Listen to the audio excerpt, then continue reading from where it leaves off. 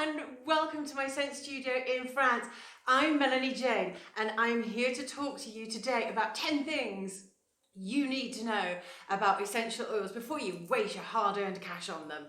Now, I've decided to do this video and make this a little bit shorter because I feel sometimes with a presentation can help people with the learning experience a lot more than me standing here and talking. So I've got a beautiful presentation for you after this class, but what I am going to do is give you as much knowledge as I can. Some of it might be repeated in the presentation, but some of it will be brand new information to you as well. So I would recommend watching this and the PowerPoint presentation that I narrate over, so it's entertaining, don't worry, I don't do things in a boring way. Now, the first thing I want to talk to you about is what is an essential oil? So lots of people just assume that it's actually an oil, but it's not. It's called an oil because they don't actually dissolve in water. They're not soluble in water. So if you have a look at this, for instance, this is mandarin in regular drinking water. Okay, so this is mandarin essential oil in drinking water, and as you can see, it's floating on the top, so it's not soluble. I've actually got a few drops of it here, and this is in organic alcohol, and you can see the colour because this is soluble. So essential oils are soluble in alcohol and, let's say, carrier oils. We'll talk about that a little bit later.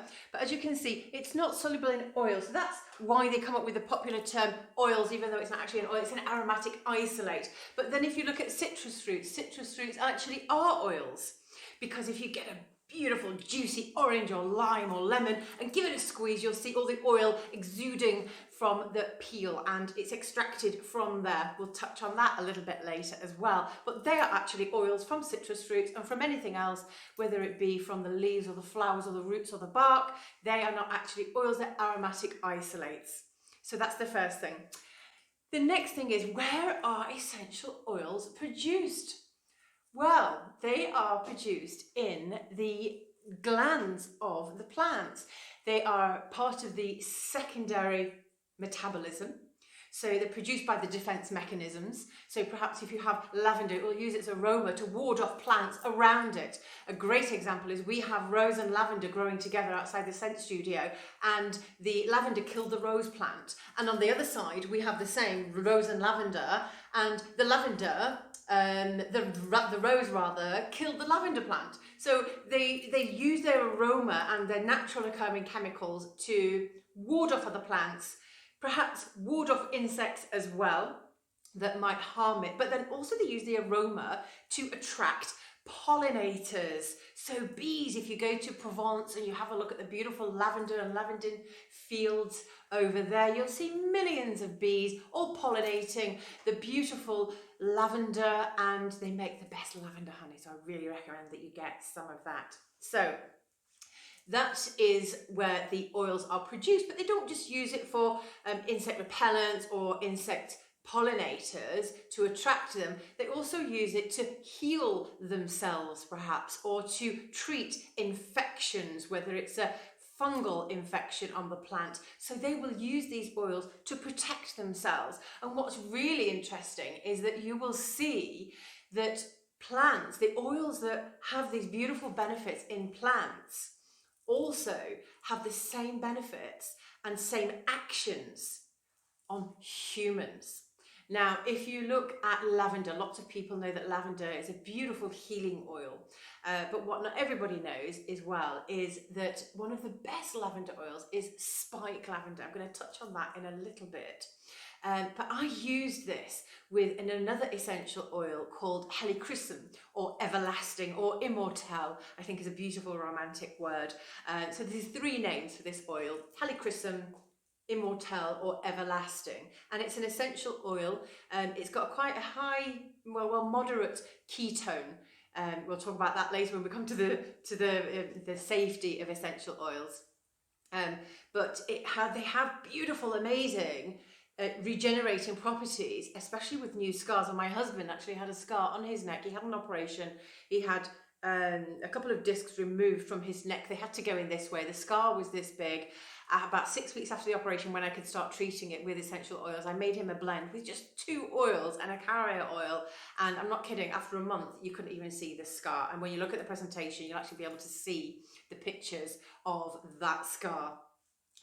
So these oils have beautiful benefits on human beings, the same as what they do on themselves, on their own plants. So we've got attracting insects, repelling plants around them that might crowd their space, repelling other insects, treating fungal, viral infections, perhaps bacterial infections. And we all know about tea tree. If you've heard about tea tree is anti-everything, antiviral, antiseptic, antibiotic. Talking about antiseptic, all essential oils have antiseptic properties. So that's a really interesting thing for you to learn about essential oils. On to my next point is, how do we get them out of the flowers or the plants or the leaves? Well, the simple thing is they are extracted, and there are different methods. So if we look at the plant parts, it's the plant part that matters. So if you look, for instance, geranium is a very popular oil, and in the geranium plant, it smells amazing, but it's not the flowers that actually smell, it's the leaves. And if you were to rub your fingers on the leaves, you would find a very sticky residue. So it's the aromatic part of the plant that we actually use. And we only use that part, not the whole of the plant, the aromatic part of the plant, to get the oil and the aroma and the essential oil from. So what we do is we use extraction methods such as steam distillation, CO2 extraction, solvent extraction, and expression. But let's go back to the plant parts. We've got geranium comes from the leaves, and so does patchouli. Sandalwood comes from the bark, and so does cinnamon. Lavender, rose, jasmine comes from the flowers, the same with chamomile. You'll get vetiver that comes from the roots, and ginger that comes from the rhizomes. Black pepper comes from the dried berries, and frankincense also comes from the resin, and so does myrrh. So it's all about the different parts of the plant that matters. We don't use all of it to extract the essential oils. Now, steam distillation, I think this can be better explained with diagrams that will be in the presentation, but steam distillation is one of the most popular methods. It's one of the cheapest, and it's one of the most widely available, and yeah, it's one of the most popular. Much like, if you like cooking, not I do at all, but if you steam vegetables, you imagine you're pushing that hot air through the vegetables. Now you're doing it because you want the vegetables to actually cook, but what happens is we get all of this material. Some of it might be fresh, some of it might be dried. For instance, patchouli is always dried, and so is frankincense, but roses will be, and lavender will be fresh when it's extracted. So can you imagine them in a pan, water pushing through it, hot steam rather, pushing through it. This steam lifts the aromatic molecules from the plant. It then goes into this amazing tube. Then you can imagine that it's now surrounded by cold water. So what happens when steam meets cold? It condensates. So it causes condensation. So that steam is now turning into water. This water goes into a huge vat, and therefore it comes into a vat. Now imagine this is like 7 feet tall. This is a big vat, and this will be the result of your essential oil, which will be at the top, and at the bottom will be what we call the hydrosol. The hydrosol, or the floral water.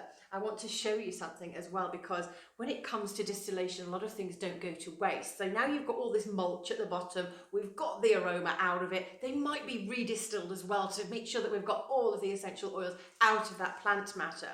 But what do we do with the water? Well, we put it into a rose water like this, and it's literally a byproduct of the steam distillation. Now, I mentioned before that not all essential oils, in fact, no essential oils are soluble in water, as you can see from my mandarin example, but little parts and little molecules, tiny, tiny molecules, minuscule, naked, oh dear, invisible to the naked eye, but you will get these aromatic molecules and therapeutic molecules, tiny, tiny amounts of them in water. So those parts will be soluble because you don't see them floating around. And what I do with this water, so it doesn't go to waste, so it's a byproduct. So that was the steam that now turned into water that's got some of the aromatic and therapeutic properties of the essential oil in it. If you've got really sensitive skin, this is amazing. And I use this rose water on my face every day. Even over makeup, I use it, and I don't put anything in it. I use it as a toner. So after I've cleansed, I put that on and then I apply my moisturizer. Here's a really good tip for you as well. If you actually do this and then apply your moisturizer, your skin will absorb 10% more moisture than if you apply the cream when your skin is dry. So another reason to use rose water. You can also get lavender water, chamomile water, and we'll be talking about safety with children and pregnant women. I don't recommend essential oils on those two groups, but you can actually use the water. So it's got beautiful, gentle, healing, rejuvenating properties that the essential oil has, but in a very, very mild form. And that's why I love rose water and lavender and chamomile. You know, if you've got a cranky infant, I mean, who doesn't? Well, I did 25 years ago. But yeah, you can use lavender water on them. Don't spray it in their face because they might get a bit of a shock. But yeah, you can use that on, I would use that on cranky babies and infants rather than the essential oil because it's much, much milder. So that's how we get the oils from the plants and the flowers and the leaves and the bark, etc., using steam distillation. So if you watch the presentation, you'll see some other methods, CO2 extraction, and it's a good method. The oil will cost you more if it's extracted by CO2, but it actually has a truer aroma profile. It's truer to the plant, and that's why it's more expensive, because the method is actually more expensive. You also get solvent extraction. Now, they used to use animal fat long time ago. Then they moved on to benzene. Benzene was actually shown to cause leukemia. So of course that substance is now being banned, and now they use a substance called hexane to extract it. Why do we use solvent extraction? Because if you were to use steam distillation on flowers like jasmine, honeysuckle, frangipani, first of all, these delicate flowers do not give up their scent very easily like other flowers.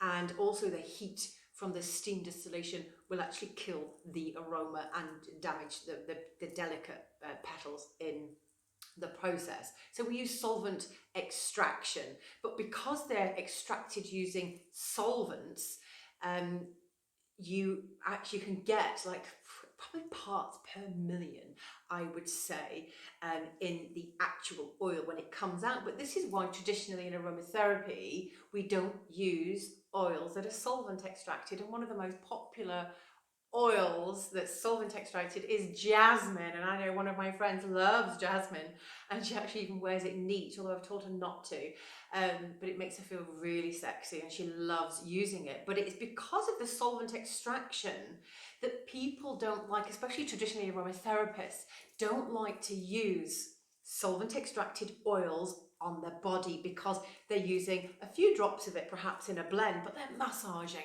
you know, your body all over your body. So you can imagine now this is going in very large areas, and people, there's safety issues. Some people have some safety issues regarding solvent extraction. So that's why traditionally not really used, but very popular in perfumery, of course. I'm not a fan of jasmine, to be honest with you, not really. It's a very narcotic scent. And it's a white flower, so it's very high in pheromones, as most white flowers are that have pungent smells. But yeah, I'm not a fan of jasmine, but I wouldn't use it really in an aromatherapy massage oil to be used all over. If you wanted to create a beautiful feel-good fragrance, then I would do that. That would be okay to use a little bit, but you need to look at safety. In my perfumery course, actually, I talk about the safety, and IFRA, the International Fragrance Association, have limited the use of jasmine. So even like in your end product, it's something like 1% in your end product of jasmine that you can use, because it's found to be a skin irritant, not because it's dangerous, but because some people have a reaction to it, and it's because of the minority of the people that do have a reaction to jasmine over a certain percentage that IFRA have given it restriction. It's in a restricted status, so you have to use it in certain amounts. But this is really if you're in the EU. Now if you're in the US, they don't really abide by that. So anyway, on to the next thing. Now, that's solvent extraction. Another one is enfleurage. This is a really, really old method of extracting oils, and this is where they used to use animal fat.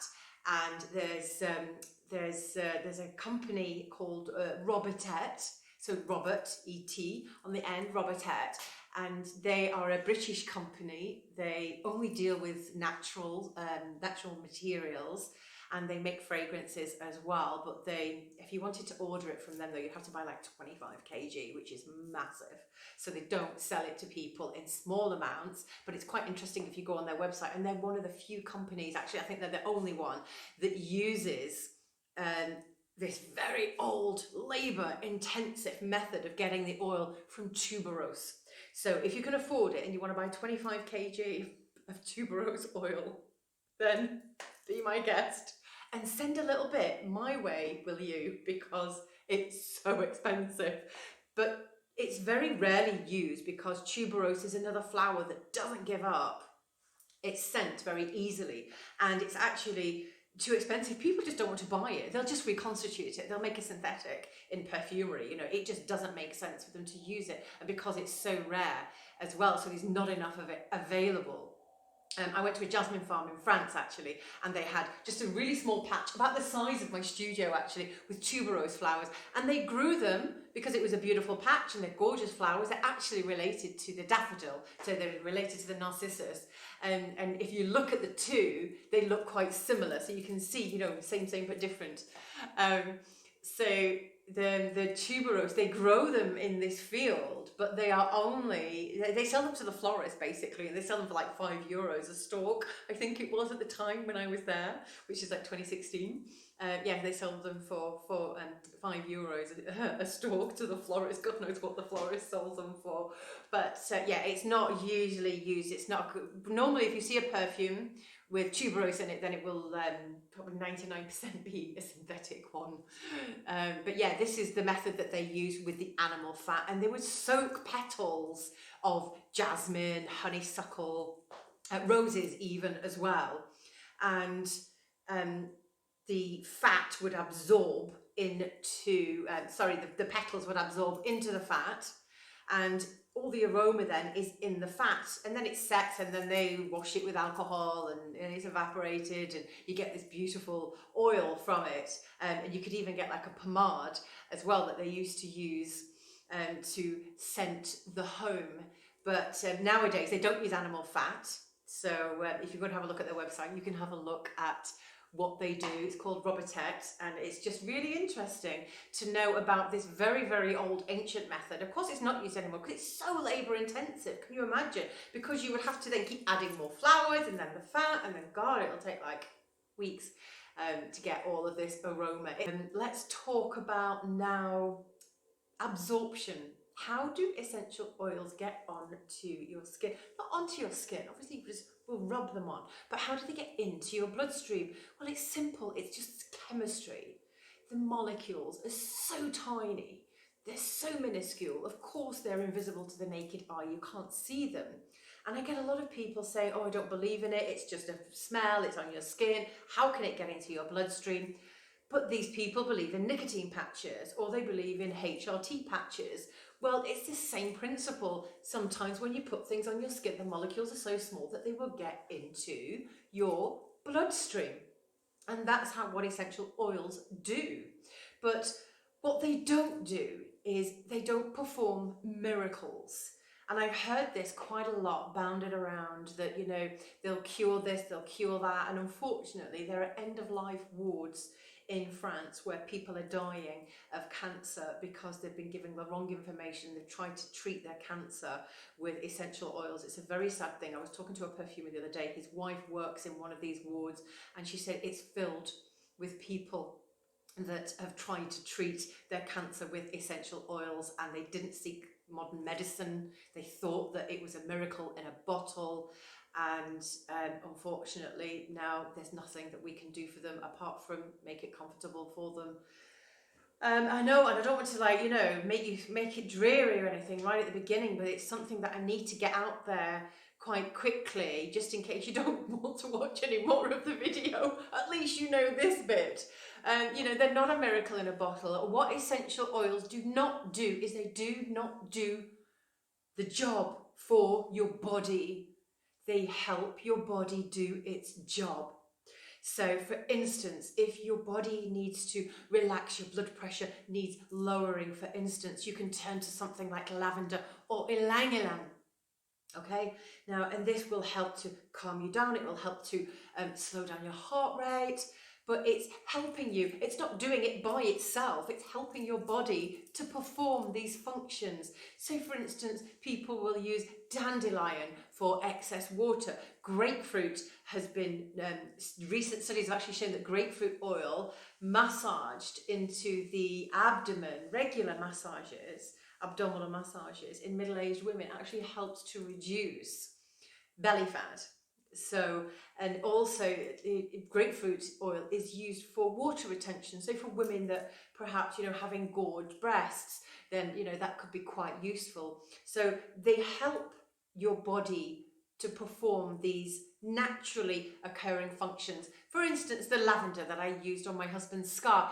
Your skin has natural rejuvenating properties. Your skin cells renew themselves every 28 days. That's why household dust is made up by, you know, with 80% of household dust is actually skin cells, because you're shedding skin all the time. You have an epidermis here. If you were to scratch your skin like this now, you're not going to bleed, right? Because this is your epidermis. You have 5 layers of your epidermis, and these 5 layers renew themselves every other day. So the bottom one will come to the top, the basal layer, and so on and so forth. Yeah, so it's shedding. When you do bleed, it means that you've got through to the dermis, and this is where the blood supply is. So it's only the top layers. So don't worry, you know, you're shedding your skin, you're not going to bleed to death. It's just your epidermis that is shedding on your skin, and this helps with rejuvenation. So this is why I encourage people to do facial scrubs, but also the skin rejuvenation and these cells renewing all the time helps with scar tissue. So you'll notice if you have a scar over time, it will start to fade. But if you use a particular blend of essential oils, then you'll actually notice that it actually helps to speed up this cell regeneration process. So it's not doing the job for the body, it's helping the body do its job, and perhaps speed along this process and help it and support it and bring your body back into harmony. But please don't believe people that say essential oils are a cure-all and a miracle in a bottle. They are quite magical with some of the things, but it's science, it's chemistry. It's not a fairy story. Let's have a look at chemistry. We just talked and touched on chemistry now. When it comes to chemistry, essential oils are made up with hundreds of molecules, hundreds of naturally occurring molecules, or chemicals rather. So some of these chemicals will be aromatic chemicals, some of them might not have much of a function. They'll all have different functions in them. But if you look at simple chemistry like aldehydes and esters perhaps, so esters are antispasmodic, and this is quite highly present in chamomile. Chamomile contains 80% of esters. So that's why it's such a powerful oil when it comes to muscle aches and anti-inflammatory problems. So when people have psoriasis or eczema, for instance, and the skin gets inflamed, it's very helpful in this regard because of a chemical called azulene. But what I do want to show you is I want to show you chamomile. Now, there's 2 types of chamomile. If you see Moroccan chamomile, don't buy it. It's not really chamomile. It's called chamomile because it has a little bit of azulene, and azulene gives chamomile a blue hue. So if an oil sometimes has a bit of a blue hue, they'll call it chamomile when it's not really chamomile. So two things that you need to look out for when you want to buy chamomile, okay, is the name. And you need to look for German chamomile or Roman chamomile. This is Roman chamomile, and they're just two different species, but they have huge differences. And they're both high in esters, so they're both antispasmodic. And you've noticed that chamomile is it's a very calming oil. But I'm going to just drop this onto a piece of tissue now. So this is the Roman chamomile. Can you see that? You can barely see it, right? It's a little drop. It's so powerful. It's so powerful. Less is more, definitely. When it comes to, I'm just knocking all my bottles over. When it comes to chamomile, less is more, because it's such a potent aroma. Now this is German chamomile, and German chamomile is higher in what I mentioned before, this blue naturally occurring chemical called azulene. And if I was to drop this on a piece of tissue, it's very slow, it's quite viscous, it's more viscous than the Roman chamomile. I'm just going to dip it like this because it's not really coming out, but look, can you see? Yes. It's blue. It's bluey green, actually, isn't it? And this is because it's got a very high content of azulene. So if you have, azulene is super anti-inflammatory properties, has super anti-inflammatory properties. So I would recommend German chamomile over Roman chamomile when it comes to skin conditions like psoriasis and eczema and inflamed skin conditions. If it comes to just relaxing, you want something that's more relaxing, perhaps for shock or grief, you know, it's nice to rub that actually on your solar plexus. And I would go for the Roman chamomile as well. So that's chemistry, just really touching on chemistry. But if you open a book, imagine you go to the store and you're interested in aromatherapy and you want to pick up a book and you know, let's say perhaps you suffer from postnatal depression or grief, or you know, you've got a bit of a sore throat and you want to be able to treat it with essential oils and you want to know what remedy is best. You'll go to the bookstore and you'll open it, you'll flick to the back of the index, you'll look through the index and you will go, right, okay, depression, right, let me flick to this page, and it'll give you about 40 different oils in there. And you'll be like so overwhelmed, you'll put the book back on the shelf and you'll go, screw that.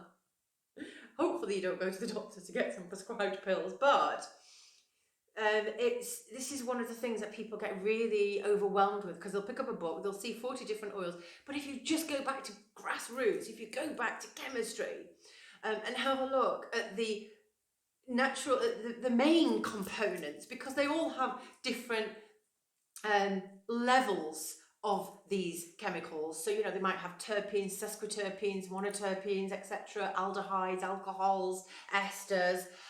They'll have all of these naturally occurring chemicals, but they'll have them in higher levels in some than they will, let's say, in others. So it's the ones where you want to go, right, okay, I know that chamomile has got 80% esters, and esters are antispasmodic. So, you know, I have this condition, I can treat it with this. The best one to go for, I know, is chamomile, or because of the azulene, because of the anti-inflammatory properties, or because of the aldehydes in lavender. So if you look at the basic chemistry of essential oils, it will help you greatly. And then perhaps you might only have about 5 or 6 oils that you need in your cupboard rather than 60, because, you know, and they have shelf lives as well, you know, they're all going to go off. So you're really going to waste your money if you're going to buy a lot of oils. So look at the oils that are more beneficial for you. And of course you need to try and be attracted by the aroma as well. I am not a fan of chamomile. I've just opened that now. I've got the tissue. I want to go and chuck it in the bin because I'm not, it probably make me go to sleep as well. But yeah, I'm not a fan of it. But what you can do is you can create a beautiful blend with chamomile, and you'll just try to hide it, because like I said, less is more. So you can mix some oils that will kind of, it will work in harmony with the other oils that you use it with. But what you need to do when you're creating a blend of oils is look for oils that have similar properties. So this is what we call in aromatherapy is a yin-yang aspect. So if you have, a yin oil or a yang oil, one is relaxing, one is stimulating. If you're going to use an oil that is stimulating, for instance, nutmeg or ginger or black pepper, but you want to be relaxed, then, you don't go for a stimulating oil. But you won't also, if you want to be relaxed, you'll go for probably lavender, chamomile, ylang ylang, even bergamot. They're quite relaxing oils. But then if you look at them pairing it with a stimulating oil, they're kind of going to be fighting with each other. So you're better using a blend of oils that have similar properties, will produce similar results, and blend them together, and you'll get a more powerful potion in your pocket. Talking about chemistry leads me on to my next point. How many people have heard this term, chemical free? Buy my lotion, buy my body oil, it's chemical free. I hate it. It makes my skin crawl. It really does. Chemical free, there's no such thing. No such thing. Everything is a chemical. Air, water, salt, all chemicals, organic chemicals they are, naturally occurring chemicals they are, but they're chemicals. I can kind of understand where people are coming from when they do say this, because I think they mean to say there's no harsh chemicals, but just to say it's chemical free. Hey, well, what is it then? Because it's nothing.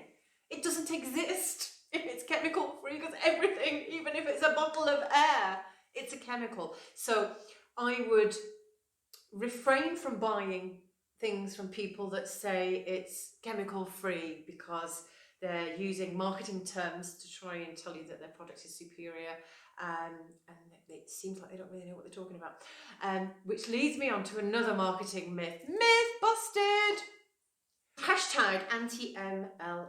That is what I am, and I'm sorry if you're watching this video and you sell oils that are part of a pyramid scheme, but I don't agree with them. In fact, Young Living have actually got a class action lawsuit against them at the moment that was filed earlier this year, and it's going ahead. It's not been thrown out of court yet. I'll keep you updated as to the results, but yeah, I mean, they were basically just using all of the people that were in the pyramid scheme to just sell their oils and buy their oils and recruit other people. So they were getting people to recruit people rather than actually sell essential oils and make money. And some of these women were making as little as $1 a month. Yes, $1 a month. So for that, I don't agree with them. I don't agree with a lot of their terminology. I don't agree that they tell you to take essential oils internally. I don't agree that they give people basically shitty education and marketing myths to sell their potions. Potion pushers, I call them, snake oil salesmen. Don't be offended if you do sell these oils. It's not your fault.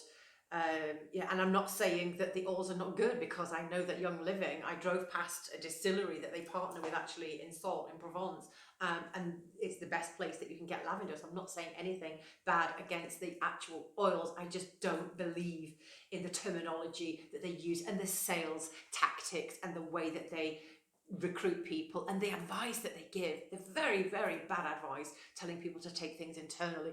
Take me onto something later, but I want to talk about a term that they use a lot, and it's called therapeutic grade. Who has heard this? I hear it all the damn time. I especially hear it on Facebook groups. Oh, is anybody on here selling essential oils? Oh yes, I am. And mine are therapeutic grade, because lots of other oils, they've all got like nasties in them, but mine are therapeutic grade. There's no such thing. Sorry, I'm having a pause for thought there, because it's something that really upsets me, because it's just a marketing term. There are no grades of essential oils in the industry. There are no grades. There is not therapeutic grade and non-therapeutic grade. There just isn't.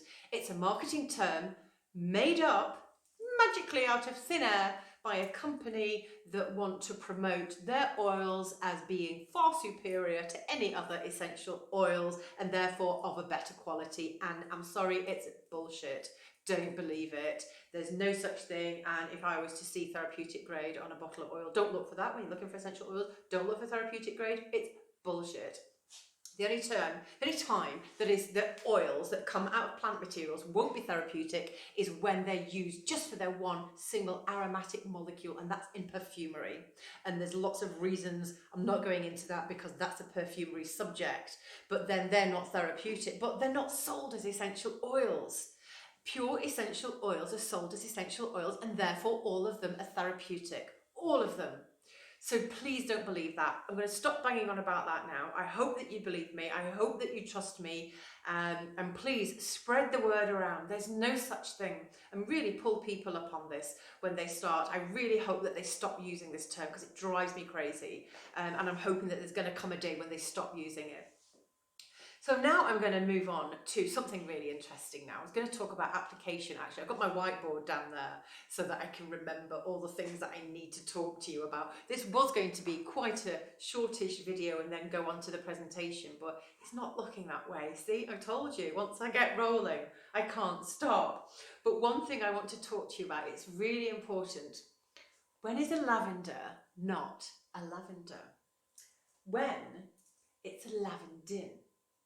Now, if we look at lavender oil, I'm trying to find my lavender. What did I do? If we look at lavender oil, have you ever been to one of the lavender fields? Oh, you might have seen pictures of them. Or even now, if you're on your computer or your phone, just go into Google and do a voice search and just go lavender fields in France and you'll see them. And you'll see an abundance of beautiful, vibrant, violet flowers pushing up out of the ground, and there's hundreds and thousands of them, and there's fields and fields and fields. Often that's not lavender, it's actually lavendin. So there's 3 types of lavender. There's actually hundreds of species of lavender, but there's really only 3 that's used in aromatherapy, perfumery, and skincare. So I'm going to talk to you about the most important. I'm still looking for my lavender. I found it. They were right under my big nose. So here we are. We've got lavender fine and we've got lavender aspic. Now this is 2 of the varieties of lavender. So lavender fine is called lavender true as well, or true lavender or fine lavender.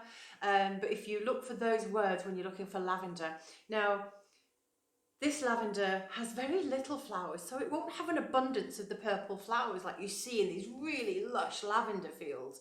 They'll often grow wild, they'll often grow with poppies. I love growing with poppies, and it just shows how beautiful things can live together. And lavender fine has fewer flowers on each stalk, and they have fewer stalks in each plant, and that's why it's called lavender fine, because it's a lot finer. The stalk, it's finer flowers, which also means that you need more of it to get more oil out of it. So that's why it's more expensive. So lavendin is actually a hybrid of lavender fine and lavender aspic. Now, lavender aspic is often grown in Spain, and it's native to Spain. It's a completely different thing. If you have a look at the presentation, actually, you'll be able to see the difference between all 3 of them. So lavender aspic is not something that I would recommend. So let's say this is the daddy of essential oils, and this is the mummy of essential oils, and then lavendin in the middle is their baby. It's actually a hybrid of these 2. So it has the properties of these 2. You can imagine it's got their genes, so it's like a baby. So if you look at lavendin, it's about probably 10 times cheaper than lavender fine. But what lavendin has that lavender fine doesn't is an abundance of camphor. It's higher in camphor. Now, natural lavender has a camphor content. We talked earlier about different chemicals, but the ratios of chemicals in essential oils.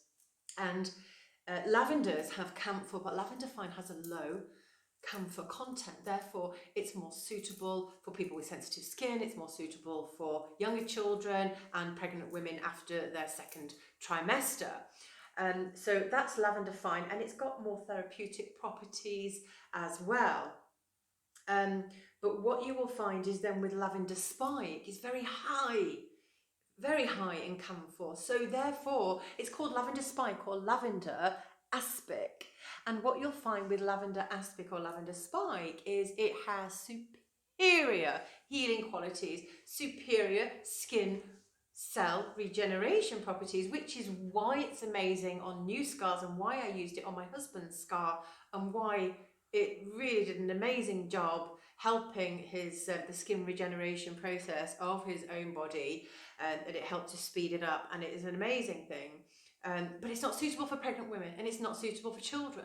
So avoid that with those two categories that I just mentioned, and use it for something like healing and for scars and for wounds. So that's what I would use spike lavender for. Lavendin, therefore, so if this has a low camphor content and this has a high camphor content, then lavendin will have a medium camphor content. So therefore, again, I wouldn't recommend it for pregnant women and children, but what I would recommend it for, and it still has very good therapeutic properties when it comes to relaxing, when it comes to calming, and it has almost the same aroma, but you can actually smell that camphor a little bit. If you smell the difference between lavender and lavendin, you would notice that lavender is smoother, it's more refined. And if you look then at the lavendin with the higher camphor content, the aroma is a bit more pungent. It will hit you up here in your nose a little bit more, and you can use that. I would use that for massage. So let's say for sports massage, or if you've got aching muscles or your back's hurting a little bit, because the camphor content will actually help. It has these warming antispasmodic properties, and the esters as well in lavender.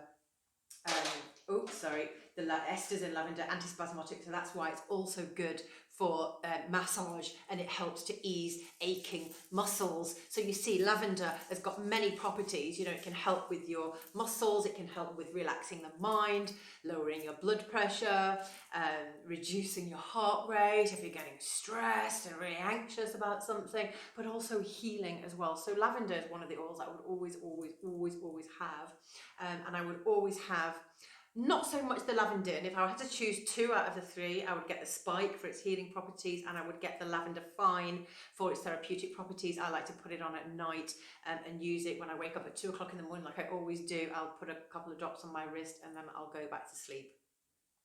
So that's the difference between those three, and it's very important that you understand the two that I wouldn't use on pregnant women. So let's to recap that. Lavender fine, I would use that for calming properties, and for perfumery I would use lavendin. You can use it for perfumery as well, but it's a whole other subject. But you can use lavendin for sports massage, and then I would use lavender spike for its healing properties. We're going to talk about the country of origin, which is really important. In fact, I'm going to talk about that now. The country of origin is really important when it comes to essential oils, because I'll give you an example of lavender again. But with lavender, it has a higher ester content if it's grown in France because of the growing conditions, because it's at high altitude, it's a very hardy plant, because of the soil and the environment. So that oil actually has a higher ester content. So that's why, you know, the French say that their lavender is the best in the world, and I happen to agree with them, not just because I live in France. The Bulgarians will argue with you, the English will argue with you. But if you look at where it's grown and country of origin, then it will tell you where it's the perfect growing condition for it. Therefore, it will produce better flowers or trees or plants. So if you have a look at the country of origin, you'll be able to see not only where it's grown in abundance, like bergamot, for instance. 90% of the world's bergamot comes from a place called Bergamo in Italy. 90% of the world's production of bergamot oil comes from this one place because of the growing conditions, the soil, the environment that I've just mentioned. It produces superior trees and plants, and therefore it produces a superior oil as well. So have a look. Often if you look for roses, you will see France or Bulgaria. If you look for jasmine, you'll see Egypt or India or France. Some people prefer the Indian jasmine, it smells fresher and truer to them. Some people prefer the French jasmine. There's no right or wrong when it comes to that, but it's important that if you're getting all of your oils and they're all made in China, then there's something wrong. Or if they're all from another country, if they're all from England, or so just have a look. They should come from different countries, and that's just touching on that now about the country of origin and why it's quite important, because the natural chemical makeup will differ from country to country. Some perfumers can actually tell you where it's grown just by smelling it alone. I want to talk about next, very quickly, we just want to go back to the extraction process, because this is really important. Now, I talked about steam distillation and I talked about solvent extraction, and what happens is sometimes with lavender and with rose, probably two of the most popular ones used for doing this, the oil is extracted by solvent extraction as well as steam distillation. Why? Because it gives you a different aroma profile, and often the absolutes are preferred. Often the absolutes are cheaper than the steam distillation. You need fewer raw material to get that much oil out of it. So it just produces a different aroma profile, that's all. Just something I really wanted to touch on there. Don't want to bang on about that too much. So let's have a look now at application.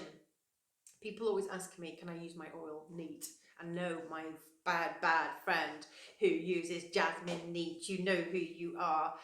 No, you shouldn't use them neat on your skin at all, with the exception of lavender and tea tree. But not on pregnant women and children, please, and don't take them internally. But application, some of the best applications that you can use is massage. In fact, Hippocrates actually said that healing begins with an aromatic bath and a daily massage. So I believe that not just the act of massaging is therapeutic, but the oils, they're being absorbed in greater amounts all over the body, and that's where I notice the biggest difference when it comes to the effects of essential oils. I notice a bigger benefit if I have even just a shoulder massage, rather than just using what's very popular these days, which is pulse point remedies. So I'm just going to show you a quick little, here's a pulse point remedy. There's nothing in it, it's just an empty bottle. It's got a little roller bottle on the top, and people put it on their pulse points. Why? Because it's warmer there, it gets into your bloodstream quicker, it's where it's warmer, your pulse points, it's where your blood is closer to the skin. Yeah, and the smell basically evolves quicker when it's warmer on your skin. So they often use this. They'll use it behind their ears as well, and on their shoulders, and it's quite popular, and it's good, and it's a great thing to carry around in your handbag. I would definitely recommend them.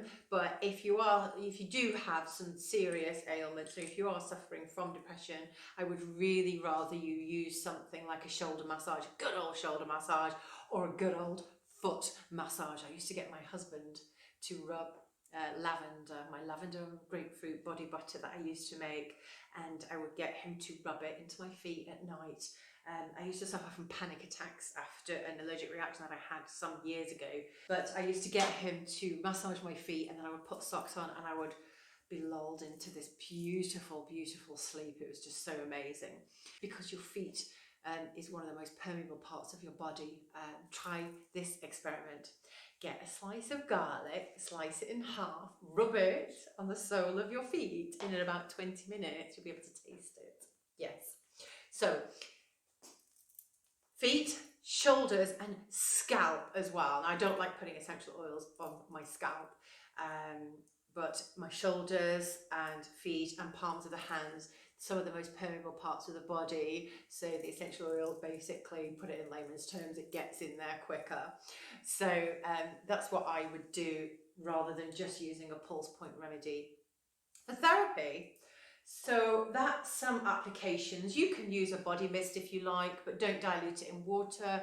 As we've talked about before, it's not soluble. Oils are not soluble in water. So if you wanted to get some essential oils in a nice blend, put it in organic alcohol. I get this one from Hermitage Oils in France. They have the most beautiful, it's about €3 for 100 mils. And you can see that it's soluble. And you can use this as a little body mist and spray it on you throughout the day.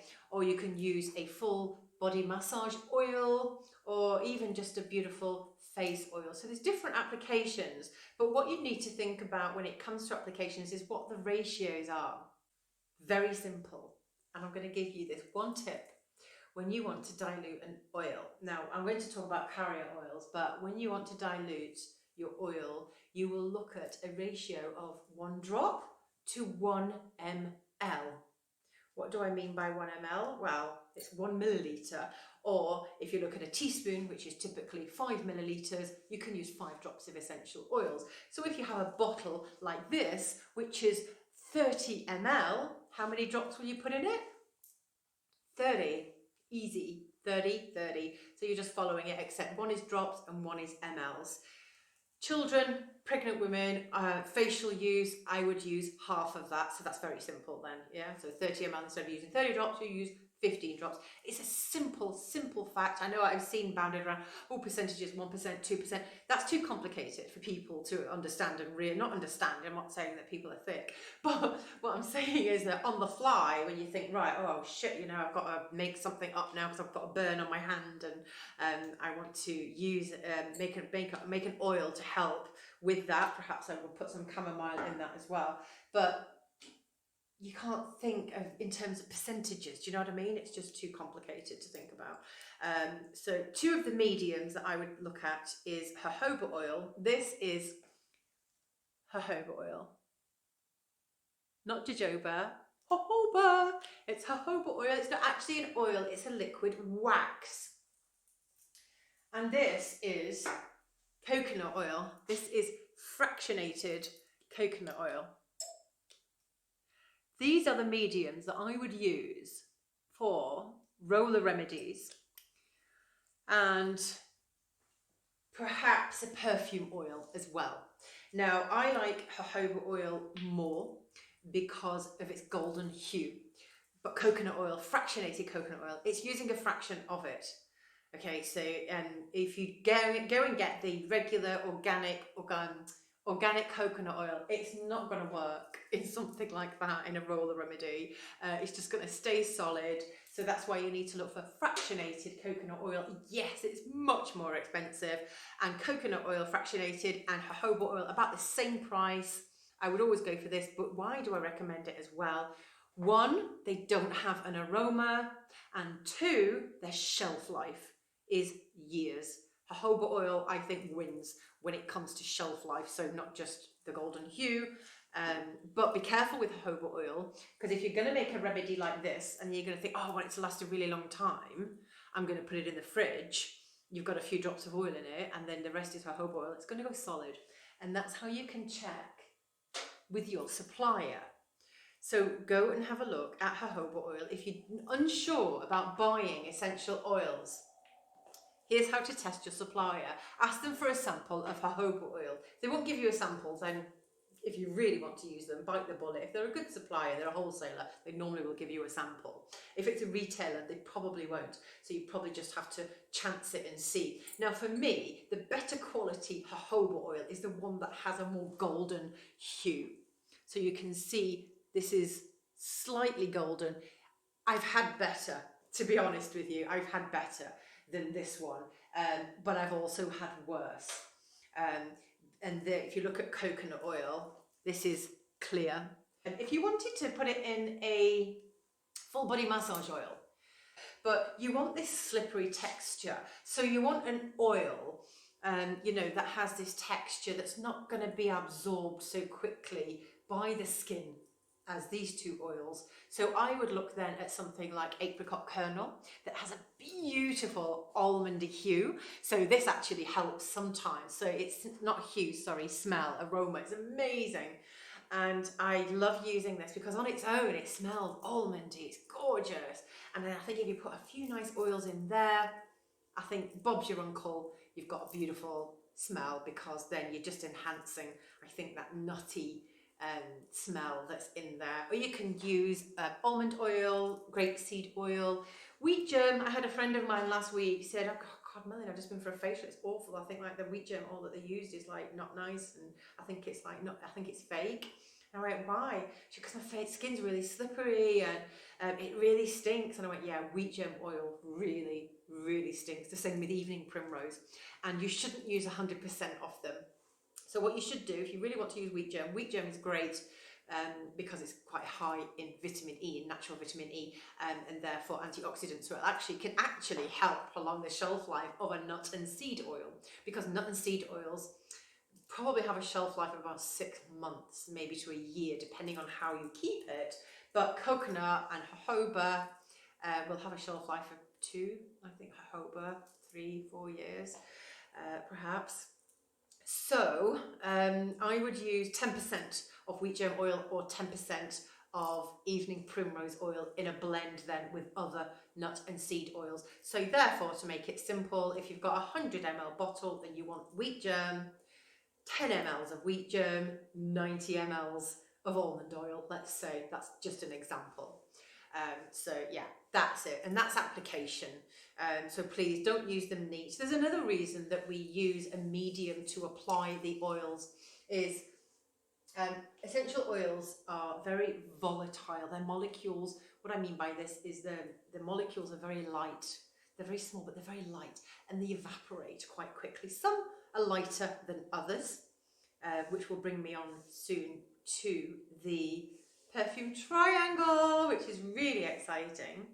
But they evaporate very quickly. So if you were to put grapefruit oil, which you shouldn't anyway, neat on your skin, but even if you were to put lavender, which is fine to put neat on your skin, if you were to put it neat on your skin, what's going to happen? That's just going to evaporate, it's going to leave, and it's going to leave.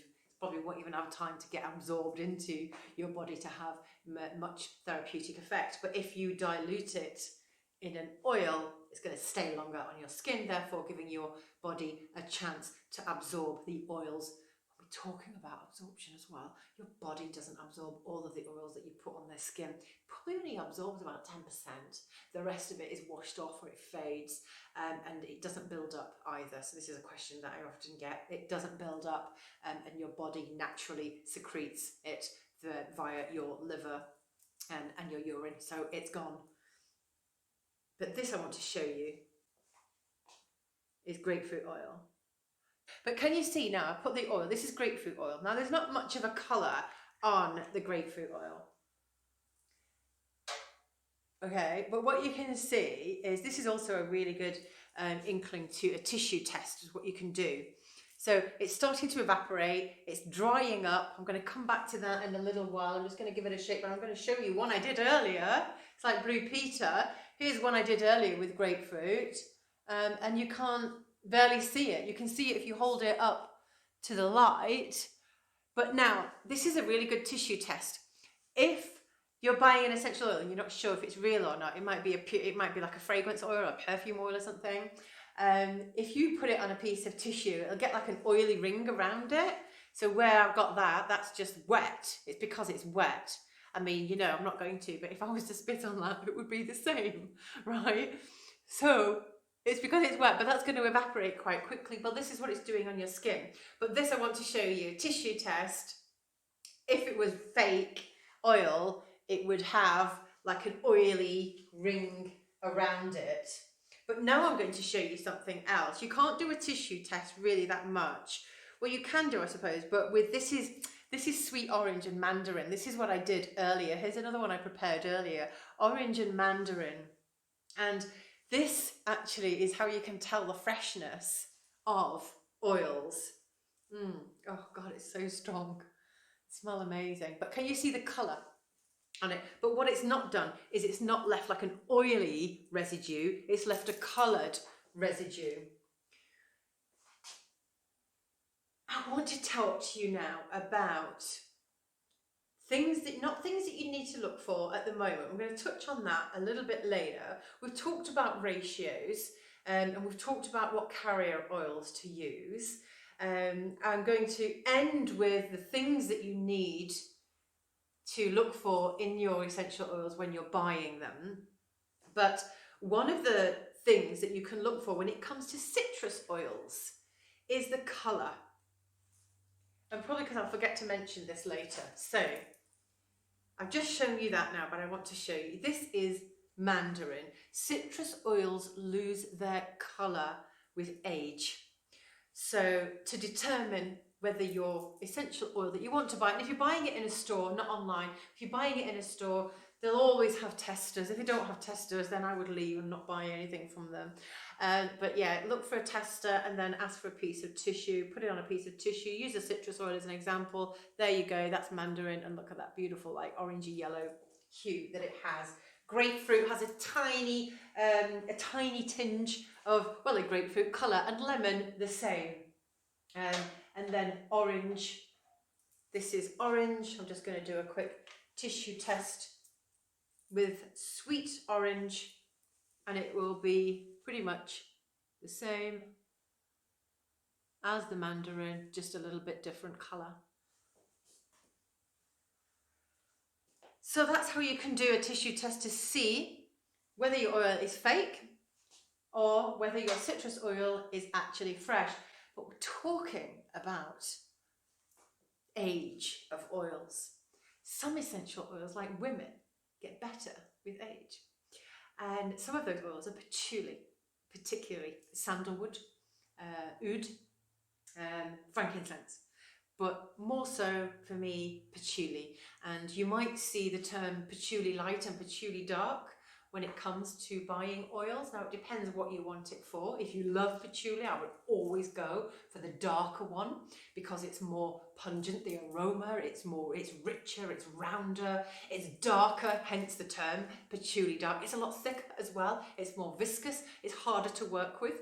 So when you have essential oils, you have these dropper bottles, dropper tops, sorry, and dark patchouli. It's quite hard to get out of there because it becomes quite thick, but it's no problem. You can just whip that off, and then you can use like a regular plastic pipette. I'm going to show you a plastic pipette here. So this is a pipette, okay, and you can get those online. And they're not cheap, so shop around. We talked about colour. We've not talked about shelf life. Shelf life, citrus oils go off quicker.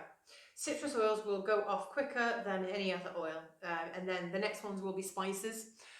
So you need to keep them in the fridge. Their shelf life might be 6 months. Spices might be 6 to 12 months. Flowers, florals and things like that might be about 12 months, maybe to 18 months. But it depends on you and it depends on your storage. Heat and light are killers of essential oils. And what I would always look for is, if you look in my studio, I'm going to show you one without a label. This is a violet glass bottle. I don't know if you actually be able to see it in the video if I try and angle it a little bit, but you can Google it, violet glass bottles. And what they do is that they block most spectrums. They block all the spectrums of light that damage the contents and that reduce the shelf life. And it lets in the rays that actually enhance it and protect it. So if you just go and Google it, you can get a lot more information on the violet glass bottles. But I love these, and this will preserve. That's why I like these oils, because they come in the same dark glass bottle. But you'll also get, this is Neal's Yard. They come in blue, but can you see? It's not even like you can see the oil through it. So it's not blocking out all spectrums of oil. And this is an amber glass bottle. And this will increase the shelf life of your oil. So if you go to a supplier that has they look black, but they're not. They're actually violet glass. And the difference in price, I hear you ask, perhaps maybe a little bit more, maybe a euro or something more, I'm not sure, but really it's negligible when you think that it probably lasts maybe 6 months to a year. And if you Google it, they've actually got a test on there as well that they did with a clear bottle, an amber glass bottle and a black violet glass bottle, and they put chives in each of them and left them, I think, for 3 months. And dead, clear, amber, dead, violet glass, still the chives looks fresh and as green as the day they put them in. Now let's have a look at hazardous oils. Just because it comes from a flower or a pretty little tree, does it mean that it's safe? No, it definitely doesn't. And there are oils that are dangerous, but there's a list of hazardous essential oils avoid at all costs. When I was training 20 odd years ago, where we wouldn't even touch these oils, and I'm really shocked to see people using them now because they're falling into the wrong hands of people that don't know how to use them and don't know the ratios in which to use them. And something, for instance, like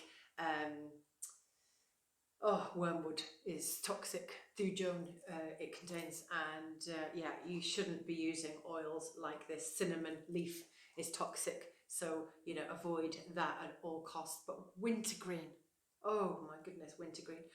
Wintergreen contains a naturally occurring chemical called methyl salicylate, but this chemical is also in other blood thinning drugs, and if you were to use it in conjunction with something as simple as aspirin or warfarin, for instance, it has the potential to cause internal bleeding. So I would avoid anything with wintergreen in it. So don't think that just because they are natural that they're safe. There's lots of oils that you shouldn't use at all, ever. So have a look at the hazardous oils, and please don't ever use a mustard seed. I mean, you know, I know people use it in cooking, but the oil is a completely different ball game. So that's hazardous oils. I think it's just easier for me to show you, give you the list. I'll email it to you, or you can download it and then have a look at that, and it's got all the notes of why they're actually toxic and why you should avoid them. Storage, really simple. Keep your essential oils away from children and your pets, and keep them really high up. So, you know, you might have it up here or something like that. As long as your child can't climb, keep it in a cabinet. You know, especially like these don't have childproof caps. You might want to buy essential oils that have childproof caps, but this is very easy to get off. So, you know, you don't need your kid drinking it and it smells like candy, especially mandarin. Oh, they might think it's a little sweetie, you know, or even if it's peppermint or spearmint. So keep it away from your children. Store them away from heat. Store them away from light. Put them in your fridge, by all means, if you want to really increase the shelf life of them. Safety. I actually got these from my training in grass. I was making, I was doing some diluting the other day because these are my bottles from my scent studio here. And I had some cinnamon, and although it was diluted, I could feel like a bit of it splashed onto my eye. So I've sworn now to keep wearing glasses. So if you're not used to using essential oils, or even if you are like me, it's a good idea to get some safety glasses, really, because it's no joke if it gets into your eye and you need to seek medical attention, and you need to wash it out immediately. But yeah, safety, please wear gloves as well. You know, if you're dealing with oils and you know, you're touching them, they're going to go on your skin. If you're trying to mess about with the lid, you know, it's inevitable. It's inevitable. It's going to get onto your skin, and it's just dangerous. It's just not worth it. You don't want it to cause any reaction. So get your gloves out. Yes, and work in a really well ventilated room. So if you have AC, or if you have like an extractor fan or something like that, or like the Dyson, I think we've got one of those, it purifies the air. I think that those are quite good to have, but don't work for long periods of time either. You know, you'll start to get dizzy, and I would do like you should do with a computer, every hour, set your alarm, take a 5-10 minute break, get away from it, get away from the smell, and then come back.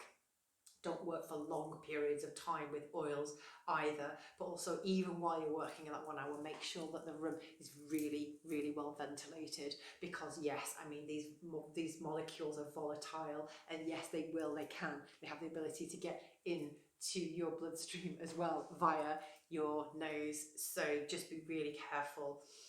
It can make you dizzy, it can make you sleepy. So the oils have an effect on you. So just be careful when you're working with them, please avoid contact on your skin and don't smell them for long periods of time. So that's storage and that's safety. We've talked about also aging oils. Now people ask me, what would you recommend? What oils as a starter kit? Well, absolutely. I've already mentioned lavender, lavender fine. I would definitely recommend that. Another one I would recommend is German chamomile, not the regular chamomile. I would always recommend the German one. If you're going to go for one, they're both quite expensive. So the best things always are. I would always go for the blue one, especially for something like a burn. The azulene, the anti-inflammatory properties, you know, are excellent for burns. Of course, diluted. Please use the dilution ratio, as I mentioned, 1 drop to 1 ml of carrier. That carrier can be jojoba oil, any nut or seed oil. If you don't have anything like what I've mentioned earlier, you'll have some olive oil in your kitchen. You can use that as a dilutant. You might even have an organic lotion, perhaps. I want to talk to you about this really quickly, by the way. Those are 2 oils. I'm going to come back to that. But while I remember, I have to talk about organic lotions, face creams. Have a look before you start using essential oils, because what I've found is some people like to do, they might have bought a serum that has natural oils in it, and it has natural essential oils in it as well. So it's an all natural serum, it's got essential oils in there, and they want to use it in conjunction with the face cream that they already use. Look at the label of your face cream. I used to use a very famous one, and there's a chemical, PEGs for short, PEG, not the pegs that you use to hang your washing up, but PEGs, and there's different numbers. So you might get PEG 10, 11, 12, 8 or something like that. The molecules are too big to penetrate the skin. Not everything that you put on your body, by the way, scaremongers aside, not everything that you put on your body gets absorbed, because otherwise you'd never be able to have a bath again, would you? Because you'd drown, because the water's being absorbed. So it's not. Molecules, lots of molecules are just far too big to penetrate the skin's surface. They're too big. PEGs is one of them. And they can't penetrate the skin, so therefore they're deemed safe in skincare. But the problem is, if you now get your face cream, oil serum, and mix them together like lots of people like to, and rub it all over their face, the PEGs can piggyback. They have the potential to piggyback on to the essential oils and enter your bloodstream. So please, word of warning, have a look at the ingredients. If it has PEG, PEG, with any number, don't mix it in combination with an essential oil or an essential oil serum. That's it. Back to my top few oils. So we've got lavender fine.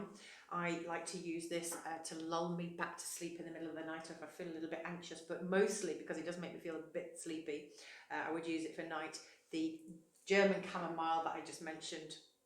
Patchouli, because I love patchouli. Reminds me of my childhood.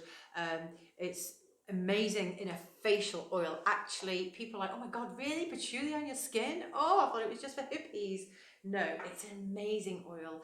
It actually helps. It's a deodorizer. It's actually a natural deodorizer. Patchouli is, So if you have oily skin, it actually helps to control the oil production of your skin. And it's also good perhaps used in a deodorant under your arms, or if you suffer from sweaty feet. It's also great to use in a blend because it's a base oil. We're going to touch on the perfume triangle right at the end. So those are 3 of the oils. Another one I don't have to hand, but is rosemary. Rosemary has actually been used in lots of trials with Alzheimer's patients, and it's shown to help with their cognitive function and help with recalling long-term memories. So there's lots of studies with rosemary and essential oils, but also it's quite good to use in a blend, rosemary and lavender. I used to use it in a blend called Study, and it helps because it helps with students that are studying for exams, because they're often anxious, but they need to stay alert. So the rosemary will help to keep you alert, but the lavender will help to relax your brain waves, which is proven to do. and slow down, you know, your breathing, so to keep you calm. But another oil on top of that would be bergamot. I am in love with bergamot oil. It's from the bitter orange tree, and if you mix then patchouli, lavender and bergamot, it's a great oil for not just smelling. It's a great oil for studying, for anxiety, for people that are anxious. You might be doing a talk or something. It might be standing in front of a lot of people. You might be going for a job interview. You might be going on a date. Anything that's going to make you anxious and nervous is a really nice blend with patchouli, lavender and bergamot. And there you've hit the perfume triangle on the head, which brings me to the perfume triangle. Really quickly, I have an introduction to perfumery coming out very soon. So when I have that, I'll email you and give you the update. But I've got one at the moment on Udemy, but I'm moving it onto my own site. So if you wanted to go on Udemy, you can have a look at that. But basically, I want to talk very quickly about the perfume triangle and why you need to consider putting a perfumer's nose into your blends.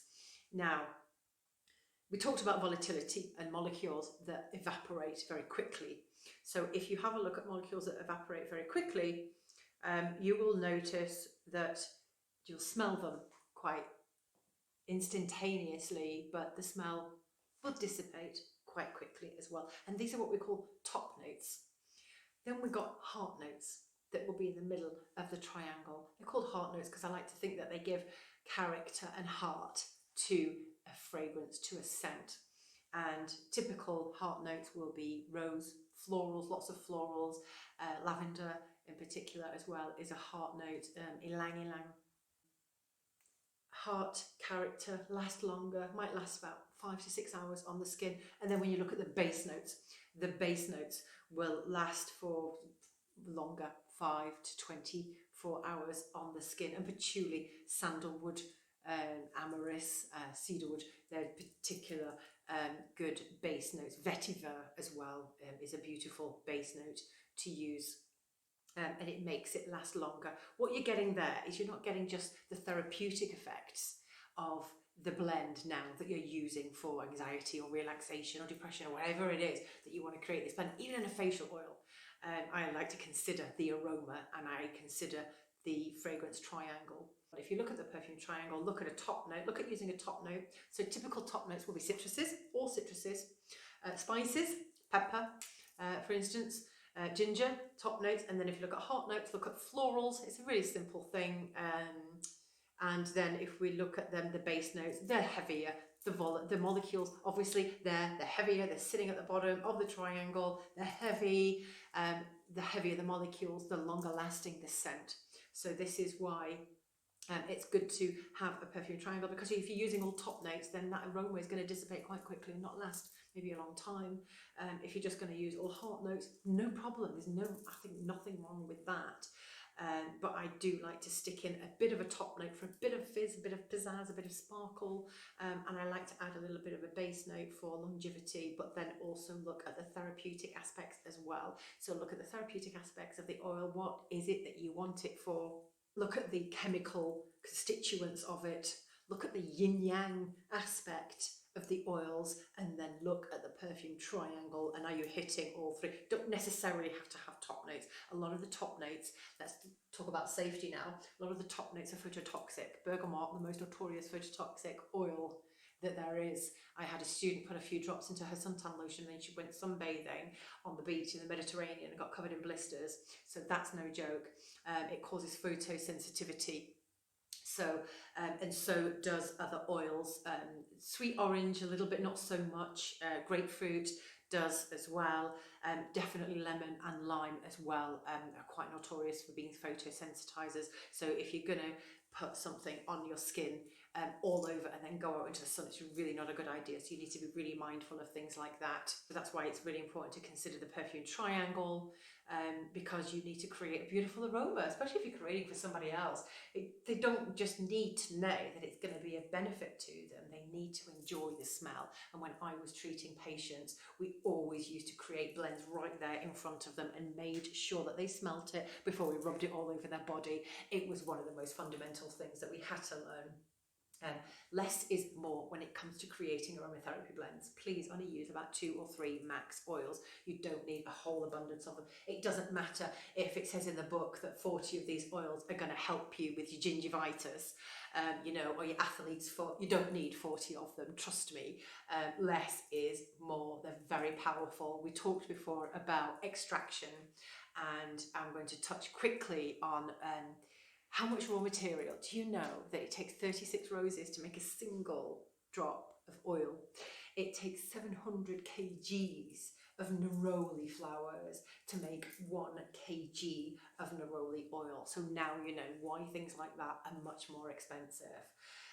So yeah, patchouli leaves, that's why, you can get quite a lot of oil out of patchouli leaves. So it's all about the oil yield. The less oil you can get out of a material, the more expensive it's going to be. So that's why a lot of people are like, oh my God, it's so expensive. It's like, yeah, but it's taken like 1 million roses to make it. So that's one of the things I just really wanted to touch on and leave you with. Got in my starter kit, tea tree. Tea tree, please, please, please, always, always, always have a bottle of tea tree, because it's everything. I mentioned it before, it's antiseptic, as all essential oils, antiseptic, antifungal, antiviral, antibacterial. It's an amazing, amazing oil. So always have that. You can use it neat if you get a mozzie bite, if you get a pimple, if you get a little cut, and it really, really does help. So always have a bottle of tea tree. So tea tree, lavender, chamomile, patchouli, bergamot I would have as well, because if I get anxiety in the day but I don't want to feel sleepy, I will use bergamot for its beautiful anti-anxiety properties. I'm going to leave you with one thing, ylang ylang. Really amazing oil for people that have high blood pressure, because it lowers your blood pressure, but quite significantly. So if you have low blood pressure, no good. Please stay clear from ylang ylang. So that's why you need to really know about essential oils, and understand the chemistry, the safety, the fragrance triangle to make some amazing blends. I've got some amazing classes coming up that are going to show you how to create really, really beautiful blends, but please be safe when it comes to using essential oils. In France it's actually illegal to sell essential oils and give medical or therapeutic advice based on the properties or the supposed effects of these essential oils. It's illegal. You have to have a clinical license. So you have to be a pharmacist or a doctor to be able to sell them and give medical advice. France is leading the way in essential oils, but there's a reason that they do this. And unfortunately, not a lot of people adhere to the safety aspects of essential oils. So please stay safe, stay fabulous, and I'll see you soon on the other side.